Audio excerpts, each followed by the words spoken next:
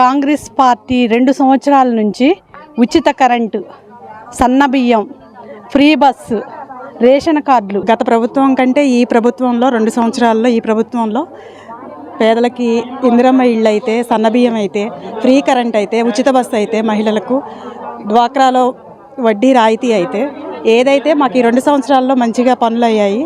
సన్నబియ్యం వస్తుంది, అది మన కాంగ్రెస్ ప్రభుత్వంలోనే. ఇంకా చేసేవి చాలా ఉన్నాయి. మన పార్టీకి మెజార్టీతో మనం గెలిపిస్తే మేడం దగ్గరికి వెళ్ళి మనం ఇంకా తెచ్చుకోవచ్చు. రోజు ఈ రాజీవ్ కాలనీ ఇలా ఉంది అంటే మన జలగం వెంకట్రావు గారు ఎమ్మెల్యేగా ఉన్నప్పుడు, మా అత్తయ్య గారు మట్ట ఆరోగ్యమ్మ గారు అప్పుడు ఎంపీపీ, దయానంద్ గారు కౌన్సిలర్. మన ఈ రాజీవ్ కాలనీ ఏర్పడిందంటే వీళ్ళు ముగ్గురు ప్రత్యేకంగా పోరాడి తీసుకొని వచ్చి, ముఖ్యంగా అందరికీ ఎవరైతే పేద ప్రజలు ఉన్నారో వాళ్ళందరికీ ఇల్లు కావాలి అని ఇళ్ల స్థలాలు రాపిచ్చి ఆ రోజు పట్టాలు ఇప్పించి మీకు ఈ కాలనీ ఏర్పాటు చేయడానికి సహకరించారు. అంటే అప్పుడు కాంగ్రెస్ లోనే మనకి ఈ కాలనీ వచ్చింది, రాజీవ్ కాలనీ. అందుకే పేరు కూడా రాజీవ్ కాలనీ. అట్లానే దాని తర్వాత ఎవరికన్నా మళ్ళీ ఇల్లు వచ్చినాయా? రాలేదు.